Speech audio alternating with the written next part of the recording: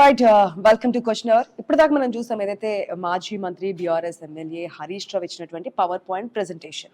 నిన్న ఏదైతే అసెంబ్లీలో ఉత్తమ్ కుమార్ రెడ్డి ఇచ్చినటువంటి పవర్ పాయింట్ ప్రెజెంటేషన్ కి ఈ రోజు కౌంటర్ గా ఇచ్చినటువంటి పవర్ పాయింట్ ప్రెజెంటేషన్ ఇప్పటి వరకు మనం చూసాం. దాంట్లో ఇచ్చినటువంటి కౌంటర్స్ కి రీకౌంటర్స్ చూసాం, ఇచ్చిన మాటలకి పవర్ పాయింట్ ప్రెజెంటేషన్ లో ఉన్నటువంటి స్టేట్మెంట్స్ కి అసలు ఏంటనేది క్లియర్ కట్ గా చూసాం. ఏదైతే ఈ విషయాల ద్వారా అసలు ఎవరు తెలంగాణ అంటే లాస్ట్ ఫైనల్ క్వశ్చన్ ఒకటే కామెంట్ వినిపిస్తుంది, తెలంగాణ ప్రజల హక్కులకి భంగం కాలేనివ్వం, మేము ఎంతవరకైనా పోరాడతాం, ఎంతవరకు కొట్లాడతాం అనేది మాత్రం కనిపిస్తోంది. అసలు ఎవరు తెచ్చారు ఈ బనకచర్ల ప్రాజెక్టుకి? కేసీఆరే ఆమోదముద్ర వేశారని అప్పుడంటే లేదు, ఇప్పుడు మీరున్న ప్రభుత్వము నీటి వినియోగం తక్కువ వాడుకుంటున్నారు కృష్ణానది జలాలకు సంబంధించి, మేము 50-50 గురించి మాడితే కాదంటారు. అసలు పాత బయట్లు అంటే ఇప్పుడున్నటువంటి మంత్రులు పార్టీ మార్పు ఉందంటే గతంలో బీఆర్ఎస్ లో ఉన్నప్పుడు చేసినటువంటి స్టేట్మెంట్స్ ఇవన్నీ కూడా క్రోడీకరించి ఇంతకు ముందు వరకు హరీష్ రావు మాట్లాడిన స్టేట్మెంట్ చూసాం. అసలు ఈ పవర్ పాయింట్ ప్రెజెంటేషన్ లో మెయిన్ గా హరీష్ రావు చేసిన కామెంట్స్ ఏంటో ఒకసారి చూద్దాం.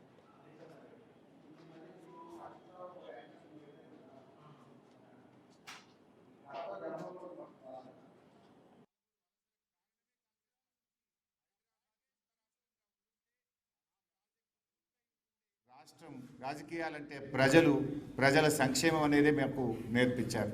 ఆనాడు తెలంగాణను ఆంధ్రప్రదేశ్లో కలిపి మరణ శాసనం రాసిన పార్టీ కాంగ్రెస్ పార్టీ. 1969 తెలంగాణ తొలి ఉద్యమంలో 369 మందిని కాల్చి చంపిన పార్టీ కాంగ్రెస్ పార్టీ. వద్దనంగా కూడా బలవంతంగా ఆంధ్రప్రదేశ్తో కలుపుతుంటే సిటీ కాలేజీలో పోరాటం చేస్తే సిటీ కాలేజీలో ఫైరింగ్ జరిపి విద్యార్థులను పొట్టన పెట్టుకున్న పార్టీ కాంగ్రెస్ పార్టీ. పాలమూరు జిల్లాలను వలసల జిల్లాగా మార్చింది కాంగ్రెస్ పార్టీ. ఇలా పాలమూరు వలసలకు కారణమే కాంగ్రెస్ పార్టీ.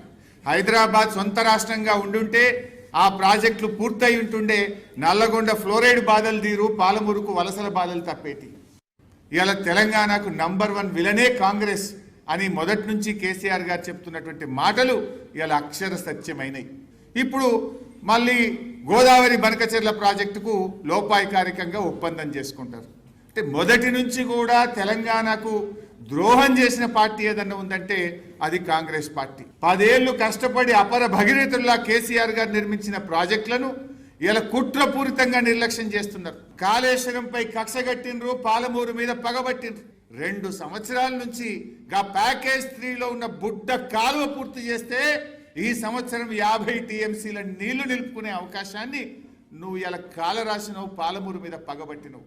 పాలమూరు బిడ్డ అంటావు. పాలమూరు ప్రజలకు నాటి నుంచి నేటి వరకు కాంగ్రెస్ తెలుగుదేశంలో ద్రోహం చేస్తే ఆ ద్రోహాల పరంపరను కొనసాగిస్తున్నాడు ఈరోజు రేవంత్ రెడ్డి గారు. 9.5 ఏళ్లలో బీఆర్ఎస్ సాధించిన ఆయకట్టు 31,50,000 ఎకరాల స్టెబిలైజేషన్, 17,24,000 ఎకరాల కొత్త ఆయకట్టు, మొత్తం 9.5 ఏళ్లలో 48,74,000 ఎకరాల ఆయకట్టును సాధించింది బీఆర్ఎస్ ప్రభుత్వం, కేసీఆర్ గారి నాయకత్వం. కానీ మిషన్ కాకతీయ ప్రోగ్రాం ద్వారా మనం మళ్ళీ 25 లక్షల ఎకరాల ఆయకట్టును సాధించినామంటే 15 లక్షలు స్టెబిలైజేషన్ అయింది. ఎస్ఆర్ఎస్పి స్టేజ్ 2 పేరుకే కాలువలు తుమ్మలు మొలిసినాయి తప్ప నీళ్లు బారలే. కాళేశ్వరం ప్రాజెక్టు కట్టి ఎస్ఆర్ఎస్పి స్టేజ్ 2ను మోడర్నైజ్ చేసి ఎస్ఆర్ఎస్పి స్టేజ్ 1 కాలువల్ని మోడర్నైజ్ చేసి ఎస్ఆర్ఎస్పి స్టేజ్ 2కు కాళేశ్వరం నీళ్లను అందించింది. అది స్టెబిలైజేషన్ కింద. రేవంత్ రెడ్డి అసెంబ్లీ సాక్షిగా ఎంత పచ్చి అబద్ధాలు మాట్లాడిండు అనడానికి నేను సాక్ష్యాధారాలతో సహా చూపిస్తా ఉన్నాను. బీఆర్ఎస్ ప్రభుత్వం పై కాంగ్రెస్ ప్రభుత్వం రాగానే ప్రాజెక్టులను కేఆర్ఎంబీకి అప్పజెప్తూ నిర్ణయం తీసుకుంటే కేసీఆర్ గారు నల్లగొండలో గర్జిస్తే తోక ముడిచి మళ్ళీ ప్రాజెక్టులు వెనక్కు తీసుకుంటున్నామని అసెంబ్లీలో తీర్మానం చేశారు. నాడు కేసీఆర్ గారు ఫస్ట్ అపెక్స్ కౌన్సిల్ మీటింగ్లో ఏం చెప్పారు? KWD2 అవార్డు అయ్యేదాకా కేఆర్ఎంబీ జ్యూరిడిక్షన్ ఫైనలైజ్ చేయొద్దు అని అంత స్పష్టంగా చెప్పింది. KWD2 అవార్డు ఎప్పుడు వచ్చినా సరే మేము పాలమూరు ఎత్తిపోతల పథకాన్ని, దిండి ఎత్తిపోతల పథకాన్ని కొనసాగిస్తాము అని స్పష్టంగా ఫస్ట్ పారాగ్రాఫ్లో కేసీఆర్ గారు ఆ రోజు మీటింగ్లో చెప్పారు. ఈ ఫస్ట్ పారాగ్రాఫ్ చదవకుండా సెకండ్ చదువుతాడు, డైరెక్ట్ దీనికి పోయిండు, తర్వాత దీనికి వచ్చిండు. అంటే ఒక సీనియారిటీ లేకుండా మాట్లాడతాడు. ఇంకా ఇంతకంటే దారుణం. సరే ఇక్కడనేమో ఒక పారాగ్రాఫ్ విడిచిపెట్టి ఇంకొక పారాగ్రాఫ్ చదివిండు కదా. ఇప్పుడు నెక్స్ట్ నేను పోతున్నా. సెంటెన్స్, వాక్యం ఏదైనా మనం సెంటెన్స్ మొత్తం చదివితే మీనింగ్ వస్తుంది కదా. అంటే మోకాలుకు బోడగుండుకు ముడిపెట్టే విధంగా government of India additional secretary మాట్లాడిన సెంటెన్స్లో సగం చదువుతాడు, కింద కేసీఆర్ గారు ఎక్కడో ఆరో పేరాలో మాట్లాడిన దాంట్లో సగం సెంటెన్స్ దానికి దీనికి కలుపుతాడు, కలిపి ఇగో కేసీఆర్ ఒప్పుకున్నాడు అనే ఒక పచ్చి అబద్ధాన్ని నిన్న రేవంత్ రెడ్డి గారు ఎట్లా మాట్లాడారో నేను ఇప్పుడు మీకు చూపించబోతా ఉన్నా. రైట్, మనం చూస్తున్నాం కదా ఏదైతే పవర్ పాయింట్ ప్రెజెంటేషన్కి సంబంధించి నిన్న ఏ కామెంట్స్ని ఏ విధంగా తీసుకున్నారు, ఎక్కడి నుంచి తీసుకున్నారు, ఏ విధంగా మార్చారు, దాన్ని ఏ విధంగా వక్రీకరించారు, బీఆర్ఎస్ మీద నిందలు మోపే విధంగా చేశారు, ఎన్ని కామెంట్స్ అయితే హరీష్ రావు ఈ రోజు పవర్ పాయింట్ ప్రెజెంటేషన్లో చెప్పినటువంటి అంశాలు మాట్లాడితే మనతో పాటు మిఠా నర్సేగౌడ్ గారు ఉన్నారు కాంగ్రెస్ పార్టీ నుంచి. నర్సేగౌడ్ గారు గుడ్ ఆఫ్టర్నూన్ అండి. Good afternoon madam. Hello madam వినిపిస్తుందా? Yes good afternoon sir. Good afternoon madam.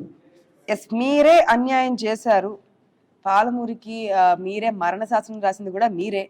ఈ వాటర్ ప్రాజెక్టుకి సంబంధించి మేము 9 సంవత్సరాల్లో కష్టపడి ఆయకట్టును విస్తరించుకుంటూ పోతే ఇప్పుడు మీరు ఏం చేశారు, ఏదైతే పవర్ పాయింట్ ప్రెజెంటేషన్లో ఉత్తమ్ కుమార్ రెడ్డి చెప్పారో అన్నీ కూడా తప్పులు తడకగానే ఉన్నాయి, వాస్తవాలు ఇవి అంటూ కూడా దాదాపు 2 గంటల సమయం తీసుకొని క్లియర్ కట్గా పాయింట్ టు పాయింట్ ఏది ఎప్పుడు ఏ ట్రిబ్యునల్ ఏం జరిగింది ఏదనేది కూడా క్లియర్ కట్గా మెన్షన్ చేసుకుంటూ వచ్చారు. ఆనాడు 40 రోజుల్లో ఏం చేశాము, అంటే ఈ 2 years టర్మ్లో అధికారంలోకి వచ్చిన కాంగ్రెస్ పార్టీ 40 రోజుల్లో ఏం చేసింది, ఏపీ రాష్ట్రం తీసుకుని వెళ్తుంటే ఏం చేస్తున్నారు, మీరు తక్కువ వాడుకుని ఏపీ ఎక్కువ వాడుకుంటున్నా సరే ఎందుకు మాట్లాడలేదు, చాలా అంశాలను తీసుకొచ్చారు.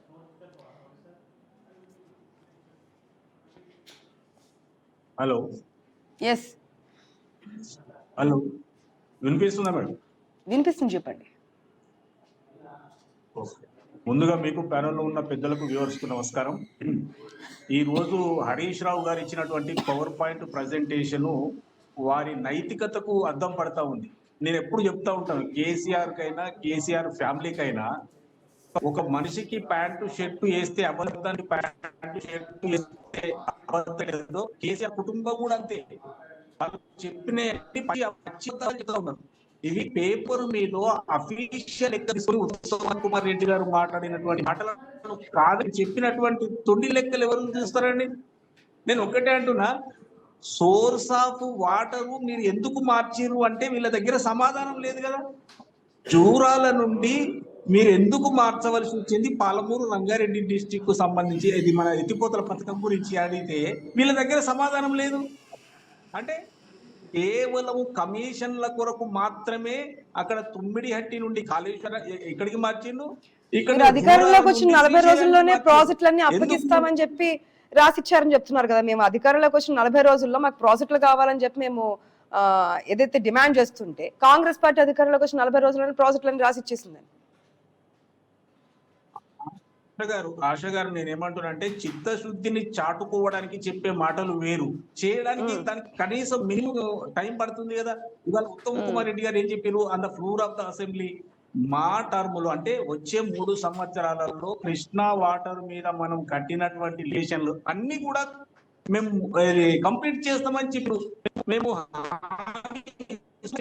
ఇంకో పాయింట్ కూడా టీఎంసీలకు సంబంధించి కూడా 500 టీఎంసీలనేమో సీఎం అంటారు, 700 టీఎంసీలేమో మంత్రి అంటూ ఉంటారు. అసలు వాళ్ళకే క్లారిటీ లేకుండా ఉంది. అసలు ఎంత కావాలి ఏంటి అనేది, ఎంత డిమాండ్ చేయాలనేది ఒక క్లారిటీ లేకుండా ఉంది ప్రభుత్వం అనేది.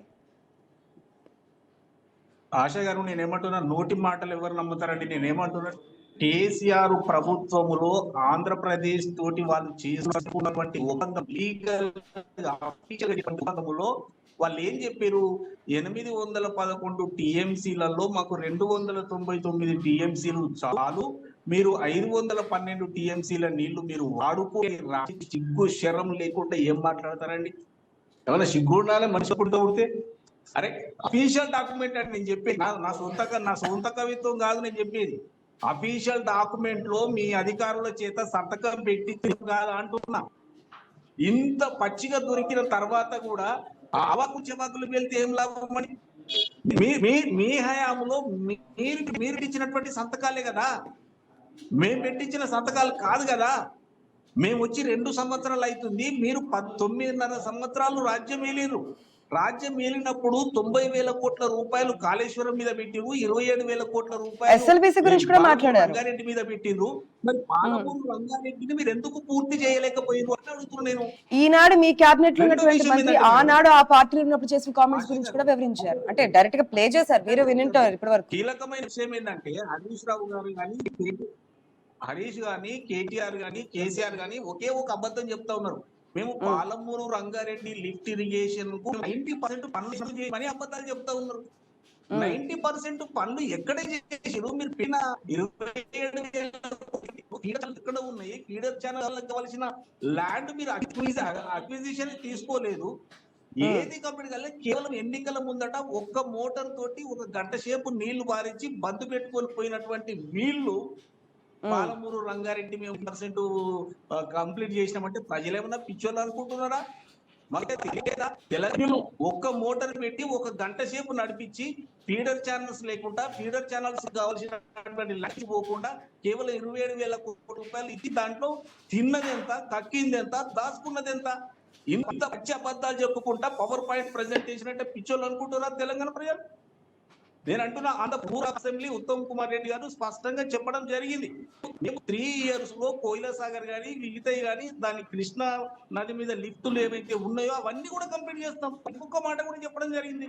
కేవలం 700-500 కోట్ల రూపాయలు కనుక వాళ్ళు ఖర్చు పెట్టి ఉంటే కృష్ణా వాటర్ మీద ఉన్నటువంటి చిన్న చిన్న లిఫ్ట్ ఇరిగేషన్లు మొత్తం క్లోజ్ అవుతుండే 6,50,000 ఎకరాలకు నీరు అందుతుందని చెప్పిన మాట ఎంత స్పష్టంగా ఉంది. అది అంటే కేసీఆర్ గారు 90,000 కోట్లు కాళేశ్వరానికి కానీ 7,000 కోట్ల రూపాయలు పాలమూరు రంగారెడ్డి దానికి ఎందుకు పెట్టలేదా? మిగతా మీద వీళ్ళు ఇప్పుడు అబద్ధాలు చెప్తారా? 9.5 సంవత్సరాలు ఏం చేసినాం? డిపిఆర్ ఎప్పుడు సమర్పించినాం? కాళేశ్వరం డిపిఆర్ ఎప్పుడు సమర్పించినాం? 2017లోనేమో కాళేశ్వరానికి సంబంధించి సమర్పిస్తాడు. 2021-22లో మన పాలమూరు రంగారెడ్డి సమర్పించిండు. జీవో ఇచ్చిందేమో పాలమూరు రంగారెడ్డికి మొదలు ఇచ్చిండు, కాళేశ్వరానికి ఇచ్చిన జీవో తర్వాత ఇచ్చింది. అంటే ఎంత వ్యత్యాసం ఉంది? కావాలని స్లో డౌన్ చేసి ప్రజలకు నీళ్ళు అందకుండా చేసినటువంటి పాపాత్ముడు కేసీఆర్ చేసిన హరీష్ రావే. వాళ్ళు ఇవాళ ముసలి కన్నీళ్లు కలిస్తే ఎవరు నమ్ముతారండి? నేను ఒకటే స్పష్టంగా చెప్తున్నా, ఇప్పటికైనా మీరు తప్పు ఒప్పుకొని ముక్కు అరిగేదాకా నేలకేసి రాయండి. తప్పు ఒప్పుకోండి. మీ బిడ్డ చెప్తుంది కదండి, కవిత గారు చెప్తుంది కదా, ఒక పాలమూరు రంగారెడ్డిలో 1 ఎకరానికి నీళ్లు ఇయ్యలే అని పోయిన కడల్లో చిక్కు శరం ఉంటే ఊరేసుకొని సావాలి. మీరు ఇన్ని ప్రజలు పిచ్చోళ్ళని చేస్తారు. మీరు మీ మాటకి ఏమన్నా విలువ ఉందా? కేసీఆర్ మాటకు విలువ ఉందా? కేసీఆర్ చెప్పిన మొట్టమొదటి అబద్ధం ఏందో మీకు గుర్తుందా? నేను అధికారంలోకి వస్తే తలెత్తిని ముఖ్యమంత్రి చేస్తా అన్నాడు, లేకపోతే తలను నరుకుంటా అన్నాడు. మరి ఉన్నది కదా, శవం ఉండాలో మాట్లాడుతందుకు ఎన్ని అబద్ధాలు? నీళ్ళు రాలేదంటున్నా, మాత్రమే విషయాలుగా నీళ్ళు ఇచ్చినమని చెప్తా ఉన్నారు. మీరు అబద్ధాలని చెప్తున్నారు.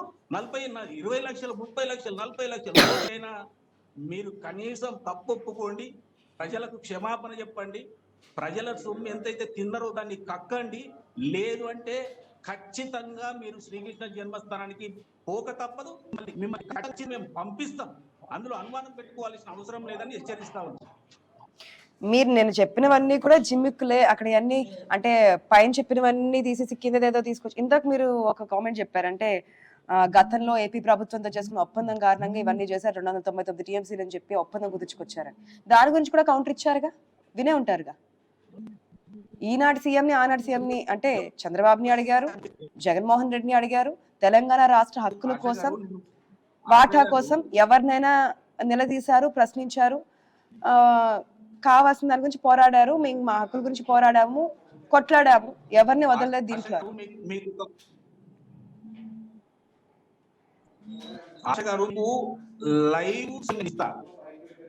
ఆంధ్రప్రదేశ్ లో జగన్మోహన్ రెడ్డి అంటే కేసీఆర్ అది రాయలసీమ వాళ్ళ రత్నాలసీమ వీడియో నా ఫేస్బుక్ లో ఎంత పచ్చిగా దొరికిపోయి నీళ్ళు ఎత్తుకోలేదు. ఈ మాట నర్సగౌడ్ గారు ఆడియో మొత్తం బ్రేక్ అవుతుంది, అర్థం కావట్లేదు. టెక్నికల్ ఇష్యూ లేదంటే సిగ్నల్ ఇష్యూ కనిపిస్తోంది.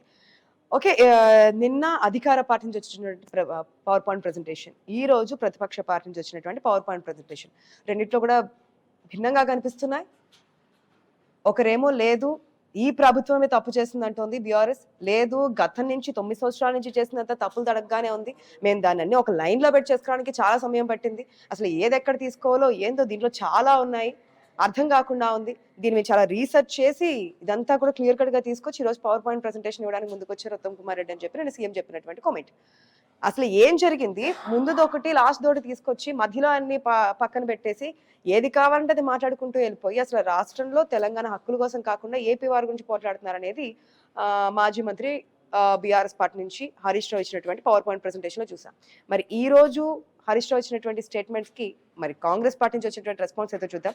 ప్రజలు ఎవరి అభిప్రాయం తీసుకుంటారు, ఎవరు చెప్పింది వింటారు, ఏది నమ్ముతున్నారు ఏంటి అనేది కూడా మనం కొద్ది రోజులు తెలిసిపోబోతుంది. ఎందుకంటే ఇవన్నీ బయటకు వచ్చిన తర్వాత, విచారణలు జరిగిన తర్వాత, అధికార పార్టీ నుంచి వచ్చిన రియాక్షన్ చూసిన తర్వాత ఒక క్లారిటీ వచ్చే అవకాశం అయితే ఉంది. ఇది వాటి question hour. Keep watching i news.